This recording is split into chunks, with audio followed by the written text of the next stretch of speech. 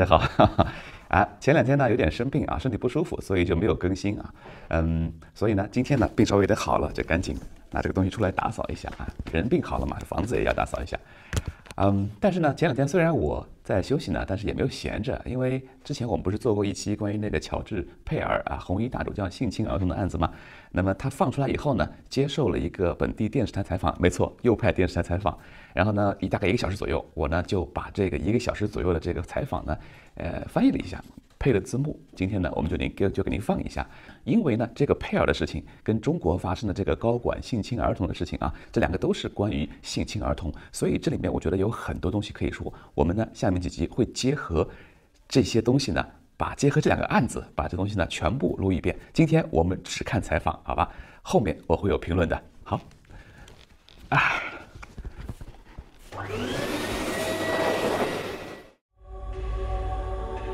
I took great pleasure in watching how disconcerted the reporter was when the word came through, the appeal has been upheld and the convictions are quashed. All relied on the unsupported word of one accuser. I wonder whether he was used. Are you ashamed of your church? Yes, treating it so inadequately for so long. It's just such a shame, isn't it? All this suffering. Does the ABC's role in your persecution concern you? An overwhelming presentation of one view and only one view, I think that's a betrayal of the national interest. Does it not seem to you that the police had an agenda to get you? Well, I don't know how you explain it, but it is certainly extraordinary.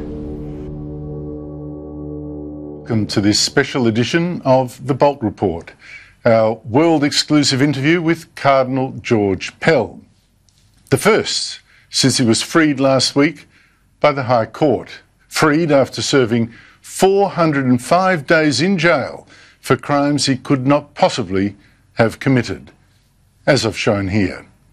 The rape, allegedly, of 2 teenagers at once in the sacristy of his busy cathedral, the door wide open. And when one boy in fact told his parents, "No, I wasn't abused." And when many witnesses said, "No, Pell was in fact at the front of the cathedral at the time, saw him." And when the sole accuser was himself in a choral procession and could not possibly have reached that sacristy before it was filled by people changing and storing things away from the Mass. This is an extraordinary case where neither the alleged criminal nor the alleged victim could have been at the scene of the alleged crime, at the only time that crime could have happened. So be clear. Whatever a lot of journalists are claiming, no, George Pell was not freed on just a technicality. He was freed by the High Court, 7 judges to 0, because, as I say, the accusations against him made no sense. Whereas those High Court judges ruled 7 to 0, those accusations could not be sustained in the light of powerful evidence for Pell. This was a grotesque miscarriage of justice. And it brought down the 3rd most powerful Catholic leader in the world, the treasurer at the Vatican. And that raises some very serious issues, which I explore in this interview with the Cardinal. You see, this witch hunt, it was like Salem. It was so primitive, and helping to lead it was our national broadcaster. The ABC vilified Pell for years and pushed such wild claims against him. And the police, why did Victoria Police ever charge Pell in the first place with such an implausible crime when the evidence was so weak? And why did police charge Pell all up with 26 charges involving 9 so-called victims? Every one of those charges so weak, even ludicrous, that every single one has now collapsed, failed. This sounds like a persecution. And it goes on. This very morning of this day, of this interview, we're told Victoria Police may try again with a 10th accuser, a 27th accusation, of which we know nothing. And that is just 5 days after Victoria's Chief Commissioner, Graham Ashton, claimed there was no Get Pell witch hunt there, and he knew nothing at all about new charges. Any other investigations continuing around George Pell or anybody else within the church? Oh, well, Centre's got a lot of ongoing matters it's still dealing with. I haven't been briefed in detail on any specifically of that type of nature, but mind you, I haven't asked, so I've just... they've just been getting on doing their work, so I really can't answer that question sort of one way or another at the moment. I don't know. This is farcical, sinister. We need an inquiry here. But to me, that seems part of a wider witch hunt that's so toxic that New South Wales Anti-Terrorism Police today had to go to the Sydney Seminary, where Pell is staying, to investigate some of the many death threats made against him. A lot of journalists should be looking into their souls about their role in whipping up such hatred. And speaking of journalists, I've heard some say this will be a soft interview because I'm a friend of George Pell. Well, I'm not a friend. I've met him less than 10 times. I'm not a Christian either. And you will see that I do ask hard questions about pedophilia in the Catholic Church and what George Pell knew when it was at its worst. Back when he was a young priest at Ballarat, the hunting ground of some of the country's worst pedophile priests like Gerald Ridsdale. No, my interest in this case is simply about truth, justice and standing up to the mob. I interviewed George Pell last Saturday at that seminary in Sydney. So many people have for the years now believed the worst of George Pell, at times even wanted to believe the worst. Here now, he gets his say. And surely, after the witch hunt he's endured, he deserves it. Cardinal Pell, thank you so much for joining me. Happy to do so, thank you. You were accused and jailed for the most horrific of crimes, raping 2 boys. You were vilified, crowds screamed at your face. You lost your job, your savings, your career, your reputation, spent 405 days in jail for a crime you didn't commit. What was your lowest moment? I think the lowest moment was after the decision of the Victorian Appeal Court. I never believed there was the remotest possibility that a couple of judges would not uphold my appeal. The moment in court when you heard the word guilty, what went through your mind? I don't know whether much did. I was too busy keeping control of myself. It was a blow and I just had to put up with it. How do you think it actually got to that point? Well, that's a very, very good question because overwhelmingly opinion after the appeal amongst people who weren't my supporters was that we won hands down. One of my leading opponents in the press said that the prosecution case was a disaster. Now, I felt sorry for that prosecutor because he had no cards and he was a capable, honest man, and so he didn't have much room to move.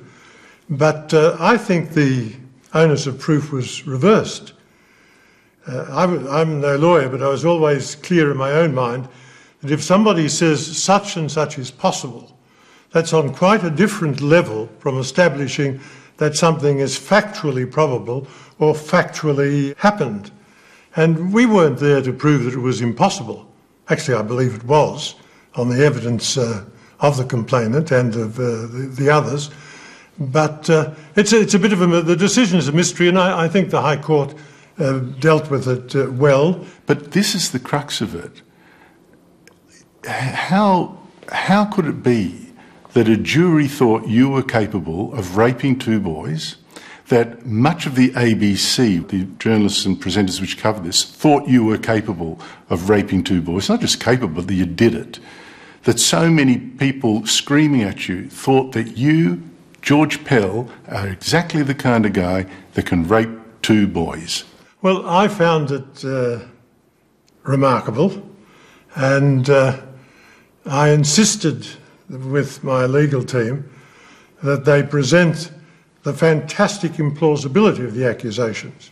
Whatever about me personally, and I'll come back to that, the situation, most people haven't seen a very solemn Sunday Mass at the cathedral, with hundreds of people present, 60, 70, 80 people, choristers and service, very formal, a tiny bit like an opening of Parliament. So they had difficulty envisaging that contrasting background with the crimes. I mean, a lot of people don't like my views. I'm what's called a social conservative. I'm a believing Christian, and I have stated my views quite clearly on many cases. In many cases, well, one reason is because I love Australia, and I want Australia to stay strong and maintain its strengths. And I think a lot of those are based on our point of view. So a lot of people don't like my views. And of course, the first jury couldn't agree. And the second jury met for 4+ days. So I suspect my supporters just caved in. If it were me, I'd feel sick to my stomach that people thought that I was capable of such a crime. How did it get to that point? Well, terrible crimes have been committed in the Church's name. I think it's a bit ironic that I'm the figurehead, the scapegoat that has copped most of this because of what I did very, very early in '96 to set up the Melbourne response. But one consolation for me, of course, as a Christian, for no Christian is any earthly tribunal the last tribunal. So you've got your own conscience, is what you know is right and wrong, and I know I won't be able to fool my good God. Why would people have believed this of you, though? Is there something about how you've presented yourself? Have you looked back and thought, gee, I should have done this or that? Is it the fact that people don't think you seemed sufficiently shocked by the abuses in the church, that maybe you were covering up and therefore you were that kind of monster? Well, I think you'd have to ask them. It's a bit of a mystery to me, but nonetheless, people do feel like that. And as I said, I don't think the church has ever got enough credit for the fact that we broke the back of this problem. The offending stopped, not completely, but almost completely from the middle 90s. One thing that a lot of people seem to focus on, George Pell did not give evidence in his own defence. He stayed silent in court, and if you were an innocent man, you want to stand up on your own feet and shout it, but you didn't. Well, I understand that reaction. I've got an enormous sympathy for it. I think I should preface it by saying that I did answer very, very comprehensively at the police interview, stating quite emphatically what I thought of it and pointing out it was impossible. Now, the fact that I didn't speak, especially at the second trial, I had decided, against the advice of my lawyers, that I was going to speak. And normally bishops are supposed to do what their advisors tell them. I haven't always been good at that, so I'm a bit sensitive about going against my advisors. But I became so incensed at the way the prosecutor dealt with Potter and Portelli. These are two witnesses. These are the two witnesses who said they were with me all the time. No one was game to say they were lying, because it would have been very clear from their responses they weren't. They gave me alibis. I thought that if I get in there, I'll have such a go at that fella because of this outrage. I thought the alternatives were that it'd be a hung jury or I'd be acquitted. And I thought, now I might come across as my nasty, aggressive self. It might be counterproductive. For once, I'll do what the legal team wants. And I didn't appear, but that's why I didn't. Who paid for your defence? Because it must have been horrifically expensive. There was a committal hearing. There was investigating all the charges before that. There were 2 trials. There was the appeal court in Victoria, and there was a high court. That adds up to millions and millions of dollars. Who paid for all that? A lot of very generous people Some of them wealthy people who kicked in very solidly, very solidly. A lot of them very good Christians and Catholics who weren't wealthy people at all. And of course I kicked in my own super and more. So you've got nothing left? No, I couldn't quite say that, but I got considerably less than I had. And did the church pay you? Not a thing. Not a thing. There was a lot of gloating media coverage when you went into jail that you would be held in solitary confinement for your own protection because prisoners hate pedophiles and your life was at risk. There was gloating coverage that maybe you would face serious assault or something like that. You were also in solitary confinement for almost all that time. How tough was it in there and how much threat did you feel you were in? I don't doubt that there was threats, but quite a number of prisoners said to me, it's the only time, some of them had been there a long time, they'd ever heard anybody, any prisoners, taking the side of a priest who was convicted of pedophilia. So I actually heard a debate by the prisoners down the other end, one and the other, as to whether I was guilty or not. And at one stage, one of the prisoners said, well, I'm going with him. He's got 2 prime ministers who supported him. So, no, I think there was a real threat to my safety. But and of course, one of the hazards of prison is that they can be unpleasant one to the other. My experience was quite untypical. I only spoke at any length with 4 people, 3 fellows, and the 3 who were with me down at Barwon were very kind to me. So there's a lot of goodness in a lot of people. How did you get through that? You must have at times, though, felt forsaken. You must have at times thought, this is it. Well, I never felt forsaken. I got something like 4,000 letters. I deeply regret that my family and my close friends have had to go through what they've done, but I got immense support, practical and otherwise. I never felt forsaken. I would have been terribly disappointed to spend 3 or 4 years there. What did you do with your time, though, while you were there? Oh, I had a daily routine. I followed the advice I've often given to priests when they're in a bit of trouble. I said, keep up your prayers, get out of bed at a good time, eat properly, exercise every day, and try to sleep at night. Now, I did that, and I also read and wrote. A lot of good friends sent me many articles, loads of books, and so I'd quite settled into the routine. It was like, as I said, a slightly worldly retreat. Retreat is a time when you go away to pray, say in a monastery or something like that. Now, it was a bit worldly because I had a kettle and I had a television set, which at least you normally don't have on a retreat. Careful, you'll have a lot of people saying, look, see, we do make prisons holiday farms. We're too soft on prisoners. No, well, that's not the case. I mean, the Unit 8 is a grim place. Now, there's a dozen cells. All of them are the same. They're 2.5 metres wide. I don't know how long, 5 or 6 metres long. You've got a toilet, you've got a shower, a bed with a firm base and a chair.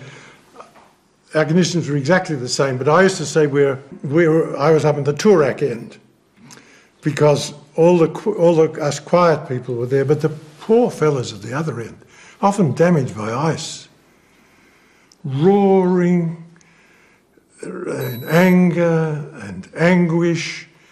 And sometimes I said to one of the warders, how do they make so much noise banging? And he said, they get like a horse and stand and with their feet they kick the door. And flooding their cells and occasionally defecating and sometimes refusing to go, so they've got to gas them and then get a dog squad to do that. It happened very rarely, but it happened. But it was well led, that unit, and well staffed. And one of the surprises in jail was, I mean, there were a few narcs, of course, was the basic decency and of the prison officers. And I think both jails were well run. How did you first hear that the High Court had cleared you? I was sitting in my cell. I could have gone outside, and I thought, no, I'll sit in my cell. And I had a few things to do to tidy up the cell in the hope that I'd get out. And then about 9:30 or so, I sat down and I went through my prayers, and about 5 to 10, a couple of the prisoners who were in the adjacent internal area, one of them said, Channel 7 are showing it live. So I went to 7, and so I took great pleasure in watching how disconcerted the reporter was when the word came through, the appeal has been upheld and the convictions are quashed. And so he rallied a bit. And then a minute or two later he said, and it's 7-0, 7-0. So that was how I heard. And when it came through, one enormous cheer went up from outside. And then my two friends came knocking on the door congratulating me. Your two friends, one being a murderer? No, he's not. Well, I don't think he is. And one of the things I've become a bit interested in is people who are falsely condemned. Your first days of freedom were absolutely surreal. You've had vandals attack your old cathedral. You had vandals or protesters come to the monastery that first took you in, sheltered you. You left to spare the nuns more harassment. You were chased all the way to Sydney by journalists. The journalists camped outside here trying to get to you. You've had journalists gloating in the papers that, well, you're not really innocent, you're kind of guilty, particularly ABC journalists. I've also been overwhelmed, though, by the number of emails that I've received that are so utterly grateful that you're free. I admit that I'm hearing more from your supporters now than I did before you were pronounced not guilty. Your head must still be spinning. Well, I'm still sort of a bit flat, just coming to, settling in. But all those terrible things that happened to me, I'll tell you something, it's much better that they happen to you when you're free than when you're either condemned or about to be condemned. George Pell, you're laughing now. How angry are you really? No, I don't think anger is a particularly strong... for example, I've got no anger, no hostility towards my complainant. I never had, for some reason. I feel a bit sorry for him. Do you think the police were out to get you? Well, I don't know how you explain it, but it is certainly extraordinary. One of those teenagers, the other one, now dead, said he wasn't raped at all. So all relied on the unsupported word of one accuser. I wonder whether he was used. You're free to speak. I am free to speak.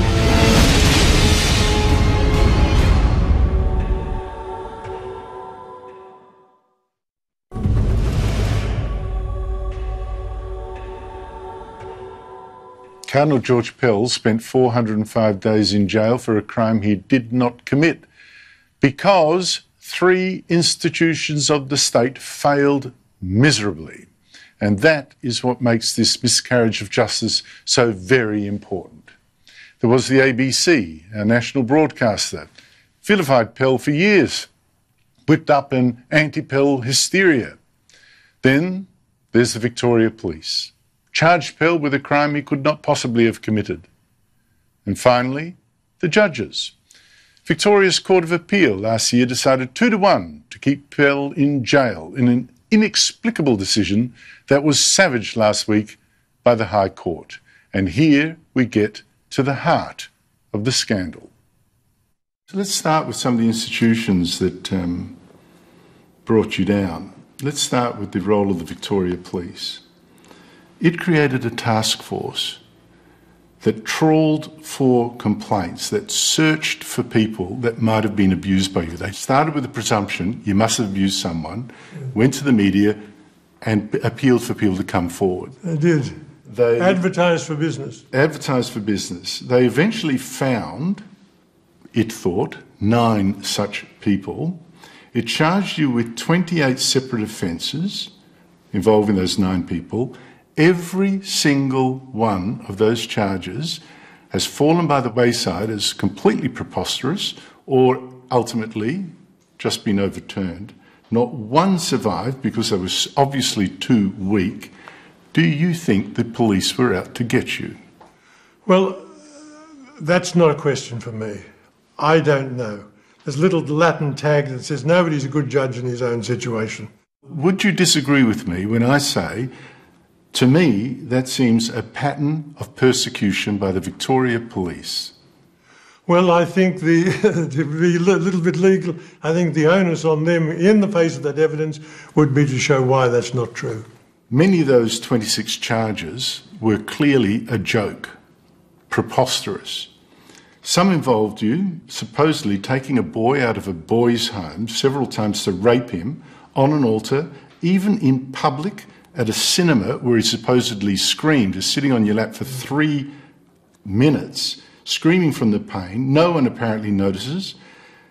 What gets me is that the police charged you, even though it turns out that the boy didn't live at that home in the year that supposedly happened. You didn't work at that home. The film you allegedly took him to didn't screen there that year. Well, that's correct. Were you amazed at the utter sloppiness of the police investigation? I was, and that's a classic case. I mean, this is St Joseph's Home business. I was hardly ever there. Given it is 40 or 50 years ago, it's difficult to say you were I think your evidence was that you were there once. That's right. When they were closing it down. And I mean, and all the nuns say that. And actually we've got other witnesses too. Now some of the kids reckon I was there. But of course, you see, I wasn't well known in the 70s the way I am now. How in the hell would you know who was coming in terms of a young cleric or a young brother or something like that? Give you another example. One of the 4 charges that the High Court overturned involved you allegedly in full robes after Mass, accompanied by a priest right next to you in a small corridor crowded with 50 choristers. You allegedly, according to this police charge, of which you were convicted, jumped on one boy out of the blue, pushed him against the wall, squeezed his testicle hard. Police charged you, you were convicted. Police did not investigate, did not interview one single witness. They just accepted the boy's word. I ask you again, does it not seem to you that the police had an agenda to get you? Well, I don't know how you explain it, but it is certainly extraordinary. And I mean, they had to be pressured into speaking to the choristers. I think it was the prosecution, after some period of time, it might be a couple of years, got them to do that. That paralleled... And the choristers, by the way, all said they didn't recall any such thing. Exactly, yes. How would you react if the Victoria Police were to keep trawling for victims, keep trawling for attempts to prosecute you? Well, I wouldn't be entirely surprised, but who knows? That's their business. Is there an anti-Catholic agenda in Victoria, in its institutions, both the Victoria Police and the Victorian Court of Appeal, which found 2-1 that no, the convictions were fine, you stay in jail? Well, I've seen too many people to go from possible to probable to a fact. Certainly, people do not like Christians who teach Christianity, especially on life and family and issues like that. They get very cross. So, to the extent that it's that's for other people to judge. In Victoria, you had a police force that charged you 26 times with charges so stupid not one has survived the process. Yes. Including charges where they did not interview a single witness. Yes. You have a Supreme Court, a Court of Appeal that's just been criticised for the High Court for not taking matters properly into consideration in your defence. And you've got a Premier of that state, Dan Andrews, that savaged Tony Abbott, the former Prime Minister, for daring to come and speak to you in jail as a friend of yours.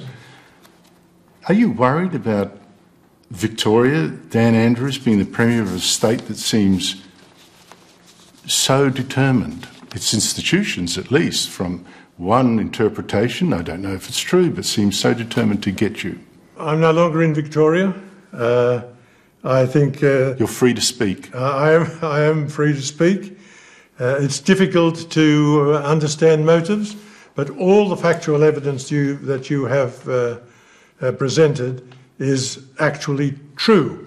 And I think each can draw his own conclusions. The culture wars are real. There is a systematic attempt to remove the Judeo-Christian legal foundations, well, the examples of marriage, life, gender, sex, and those who oppose that, unfortunately, there's less rational discussion. And there's more playing the man, more abuse and intimidation, and that's not good for a democracy. So you think you're a victim of the culture war here? I think that contributed. There's one more institution, taxpayer-funded, national institution, the role of the ABC. Mm-hmm. For years it has demonised you. I can't recall a single presenter or journalist that has ever spoken in your defence. It devoted an entire 7:30 program to claims against you, not one of which has resulted ultimately in you being found guilty. ABC journalist Louise Milligan wrote a whole book about claims, again, not one of which has stood the test. And ABC journalists like Barry Cassidy are still claiming you are not innocent. Mm-hmm. Does the ABC's role in your persecution concern you? Yes, it does, because, I mean, it's partly financed by Catholic taxes. I believe in free speech. I acknowledge the right of those who differ from me to state their views. But in a national broadcaster, to have an overwhelming presentation of one view and only one view, I think that's a betrayal of the national interest. In the latest case, the one that was overturned by the High Court, you're accused of raping 2 teenagers at exactly the same time in an open room in your cathedral at the very time it was actually at its busiest, when witnesses placed you outside the cathedral, not in it, for all the time this was supposed to have happened, and when, as I've discovered by walking the route, the accuser could not have reached the room at the one quiet time that might have been possible himself. Neither you nor your alleged victim could have been at the scene of the crime at the only time that the judges of the Victorian Court of Appeal said the crime couldn't happen. One of those teenagers, the other one, now dead, said he wasn't raped at all. So it all relied on the unsupported word of one accuser. What do you think motivated him? I don't know. I don't know. I wonder whether he was used. Just one small detail on your description. It is his own evidence that shows that he couldn't be there. It doesn't rely on anybody else. That's his own account that he couldn't be there. The servers were there and I was at the front, but leaving all that, he couldn't be there at that time. Which is, so I used to say, I said to the legal team, not even a credible witness can be in 2 places at once. Our memory is so fallible. Or, something might have happened by someone else in some other place, and it's transferred into this impossible scenario. So I don't know what the poor fellow was up to.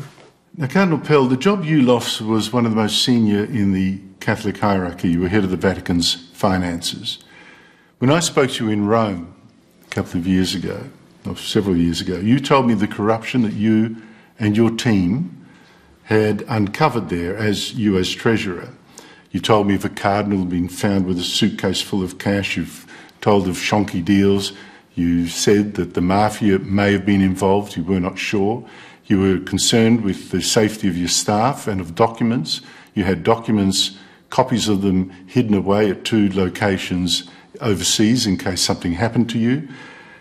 Have you ever considered that the trouble you were causing to corrupt officials in the Vatican was related to the troubles that have since happened to you here? Most of the senior people in Rome who are in any way sympathetic to financial reform believe that they are. But I've had too much from people going from, as I said, from going from possibility to probability to fact. I don't have any evidence of that. But if I could just say one word, one of my fears was that what we had done would remain hidden for 10 years or so. They'd be revealed, and then the baddies would say, well, Pell and Casey were in charge then. They turned a blind eye or did nothing to it. Now, thanks be to God, all that's gone, because there was a flurry of articles just before Christmas and around Christmas exposing all sorts of things, like a disastrous purchase, actually a couple of them, in London.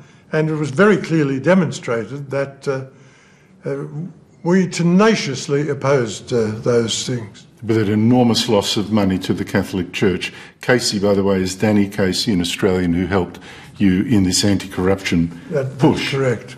You and the Pope are not close. He is very much on the left and is a global warming preacher. You are a conservative and a climate sceptic. He has been a weak leader, but you have demanded reforms of your church, particularly financial reforms. In this matter, though, has the Pope supported you as you would have wished? Absolutely. My theological views are not, don't line up exactly with that of Pope Francis, but I worked in his group, the C9, of his closest advisors. He is the successor of Peter. He's owed respect. And I think he values my honesty, and perhaps that I would say things that some other people mightn't say, and I think he respects me for that. And he has been, he certainly says that he respects the Australian judicial processes, but he has been very supportive right through. And your fellow clerics? Some archbishops, I must say, seem to have gone missing in action.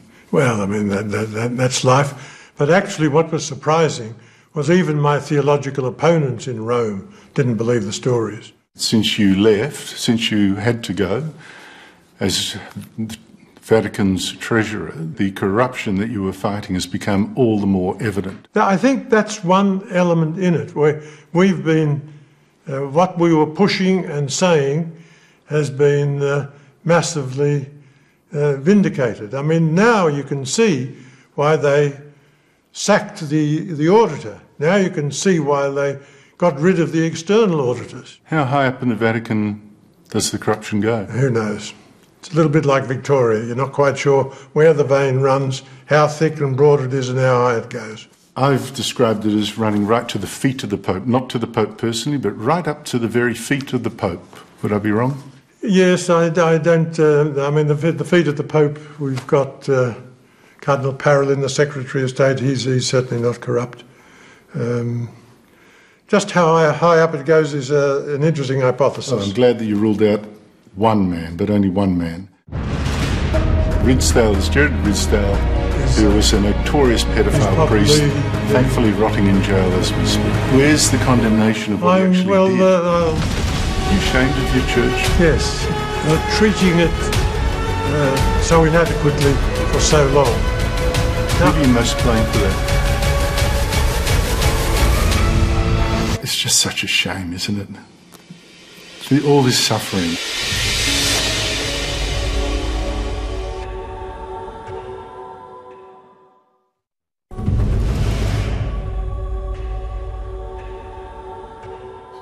What Cardinal George Pell went through would destroy many people. Convicted as a pedophile, jailed, vilified daily in the media, his career ruined, his reputation ruined, his safety.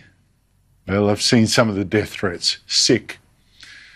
I thought I might, on Saturday, have seen a man who was crushed, damaged. Well, did I? You be the judge.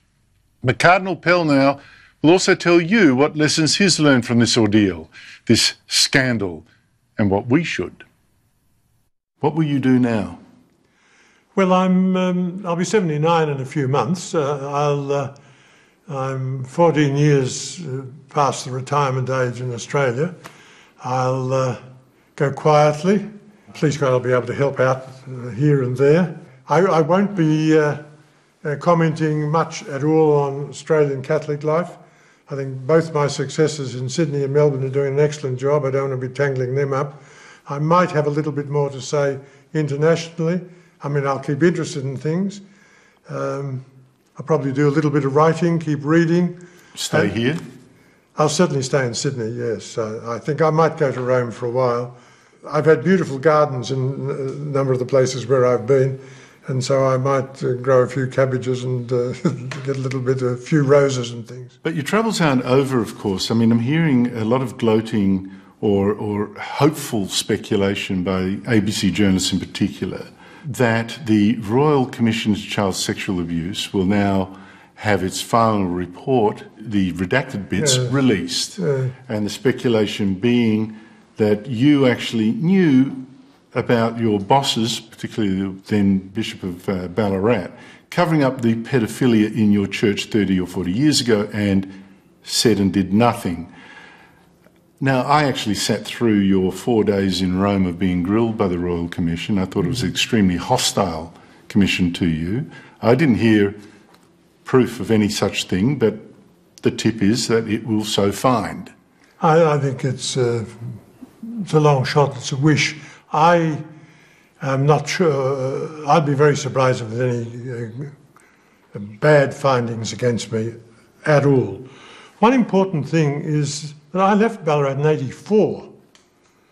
Ridsdale, I think, I might be slightly wrong, was only sent overseas for treatment, which was when I suspected just what was going on. Just to explain, Ridsdale is Jared Ridsdale, who was a notorious pedophile priest, thankfully rotting in jail as we speak. Yes, and he's done an immense amount of harm, and I believe that he now realises that, acknowledges that, and regrets it.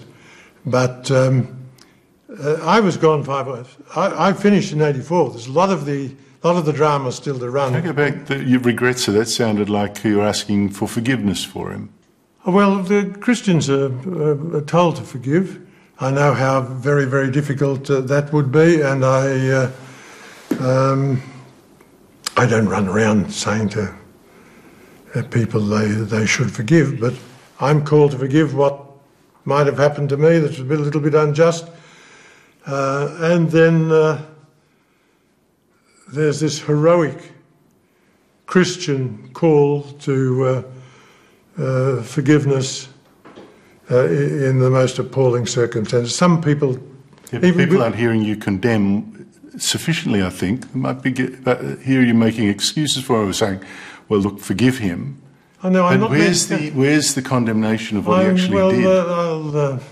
I totally condemn those sorts of activities and the damage that it's done to people. And I've seen the damage that it's done to people. I've read horrific accounts of these. One of the things that grieves me is the suggestion that I'm anti-victim or not sufficiently sympathetic. I devoted a lot of time and energy to trying for them to get justice and to get help and to get compensation. A lot of them are tragic. I mean, when there are suicides, of course, that brings a whole another terrible, terrible, sad dimension to it. Have you ever looked back and thought, I should have done things differently back then? Occasionally, yes. Especially, I think I might have said too much here or then. But on this matter, I don't regret setting up the Melbourne response. It was a world first. In my 5 years in Melbourne, we helped 300 complainants. When I left Melbourne, a lot of public, not a lot, but a number of senior figures in the state said to me, well, that's one good thing you've done. When I was in Sydney, I loyally implemented the Towards Healing. They had 2 reviews. I put in lengthy submissions to try to improve it. I worked hard. And when it wasn't easy or fashionable, to get something in place, not run by clerics, that would give some protection and redress to these people, and I've worked consistently at that since at least the middle 90s. How scarred are you by everything you've gone through? That's a difficult. I'm not sure how deeply scarred I am. I'm deeply affected by it. I mean, you couldn't not be. But I wouldn't regard myself as seriously wounded in any case. How did you not end up killing yourself? A lot of people... A lot of rubbish. Well, a lot of people... I'm a Christian. Christians, if they're sound of mind... That was too... I put it too crudely. The process you went through would have destroyed a lot of people. And I know of people who have killed themselves rather than go through it. How did you survive to the point where you're saying, I'm not scarred? I did say I was wounded because I knew I was innocent. Now that's an entirely different situation from somebody who knows that they're guilty. When you're in a sound mind and you don't think of suicide. It never entered my head that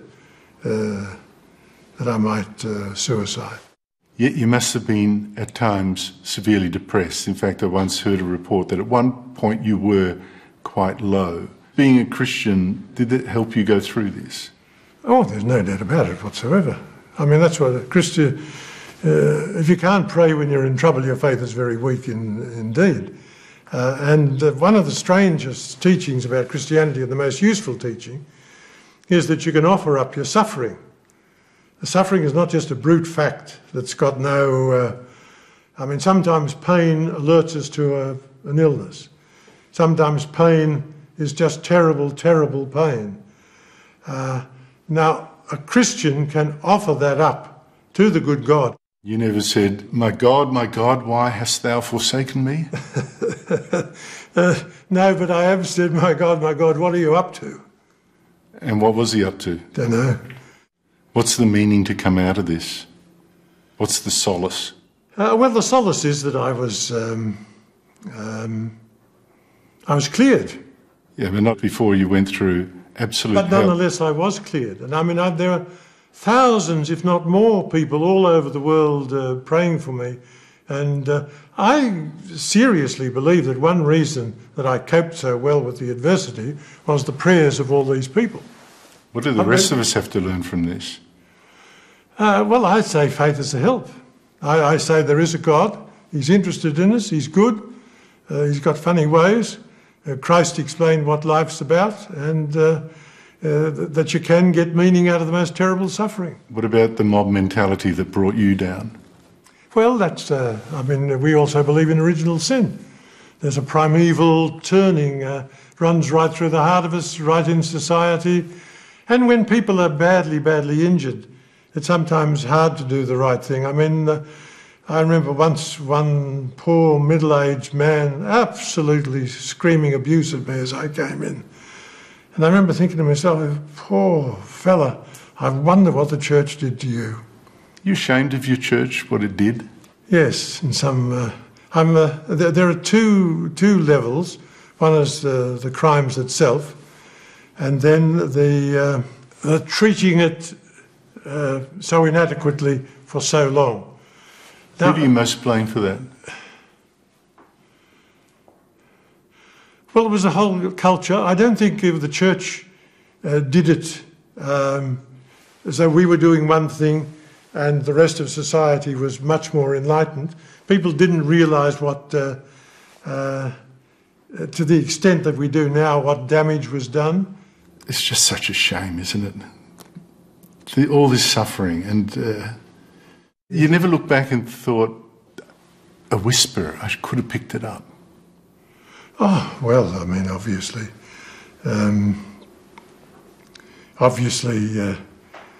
Yes, but I mean, we're trained to think well of people, and I don't regret that. We're trained not to believe gossip unless it's established. There's some priests are gossip, but most don't run around detailing the faults of others. You know, and certainly in those days, the first instinct would be to disbelieve. Now, we live in a different world now. I want to put in context one of the comment you just said, that you weren't alone. What I can't get over is that one of the victims, I think it was of Ridsdale, was the son of a policeman. Yes. And the police didn't act. Well, I mean, that wasn't unusual. Sometimes the police would work with the bishop to move the person on or to deal with it. You never knew of that happening at the time yourself? Not at the time, no. No, not at the time. It wasn't as though we were alone in this. It was very bad. I don't want to minimise it. Enormous suffering. It's like cutting out a cancer. I think please God, we got rid of it most. And for everyone, I guess, that's looking at you, they have to make a distinction, don't they, between the sins of the church and the specific crimes that were alleged against you that were false and for which you've now been acquitted. That's right. That is the injustice we're here to talk about primarily. In the end, looking at what happened to you, what should that motivate people to think about, in your view? We need good policemen. We need good judges, good prosecutors. We need to... we live in a democracy. We value free speech. It's not a sign of a civilization where you have guilt by accusation. These things have to be tested respectfully. The pendulum 30, 40 years ago is massively against anybody who said that they'd been attacked. Nowadays, we don't want it to swing back so that every accusation is regarded as gospel truth. That will be quite unjust and inappropriate. Cardinal Pell, thank you so much for your time. Thank you, thank you. I'm not going to tell you what I'd like you to think about what you just saw. George Pell had his say. Now you will have yours. But I will tell you something you didn't see there. From when I was talking to George Pell during the hour or two it took to set up the cameras and the lights. And I probably shouldn't say this because it's not great TV, 60 minutes type tick, tick, boom. And yet I think it's important. George Pell seemed more at peace than at any time that I've seen him before, and sometimes angry, and understandably, yet for the most, at peace. And the Cardinal, in fact, came most alive, not when we were talking about all this, the scandal, but when we talked instead about the Bible, the history of its writing, and the meaning of passages that I've never got, like the book of Job, where Job has his faith in the Lord tested by all sorts of horrible things that God let happen, like the death of his children, although not in his case jail for pedophilia. George Pell was so keen in our talk to defend a God that had let all these things happen to Job and to him. He remains a Christian to his soul, the very thing that so many people in the modern media do not understand and seem to rather fear. And I say that as a non-Christian. I actually admire him for it. Now, whether he has ever sinned, how could I know that of anyone? Did he commit the crimes for which he was jailed? That I do know. The answer is absolutely not. The evidence is conclusive. And that makes him, whether you like him or hate him, the victim of a shocking miscarriage of injustice. The Victoria Police and the ABC need to be held to account.